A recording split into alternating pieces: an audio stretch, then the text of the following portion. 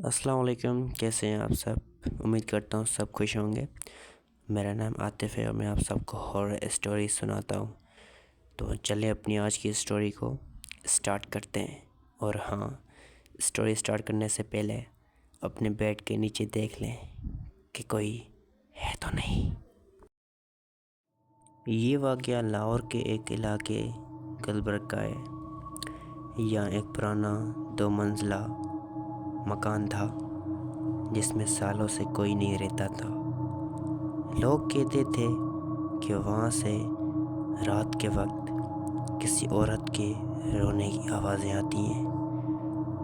پڑوس میں رہنے والے لوگ اکثر دروازے کے پیچھے کسی کے چلنے کی آہٹ سنتے تھے، لیکن جب باہر جا کر دیکھتے وہاں کوئی نہیں ہوتا۔ 2022 میں ایک لڑکا امیر اپنے دوست فراز کے ساتھ وہ مکان کرائے پر لینے آیا۔ ان دونوں نے سنا تھا کہ یہ جگہ بھوتیا ہے، لیکن وہ ہنس کر بولے، بھوت کہاں ہوتے ہیں یار۔ پہلی رات سب ٹھیک رہا۔ دوسری رات تقریباً 2:45 پہ امیر نے محسوس کیا کسی نے اس کے کمرے کا دروازہ آہستہ سے کھولا۔ اس نے سمجھا شاید فراز ہے، لیکن جب دیکھا دروازے کے پیچھے سفید کپڑوں میں ایک عورت کھڑی تھی، چہرہ بالوں سے ڈھکا ہوا اور ہاتھ میں پانی کی بالٹی تھی۔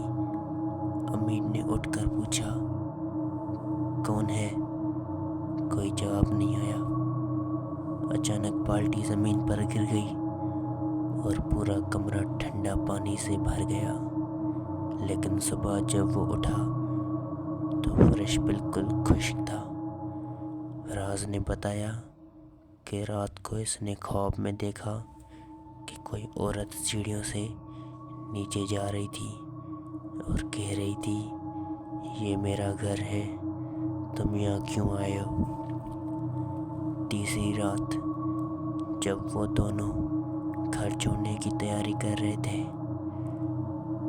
تو میں دروازے کے پاس دیوار پر ایک پرانا اخبار چپکا ہوا تھا۔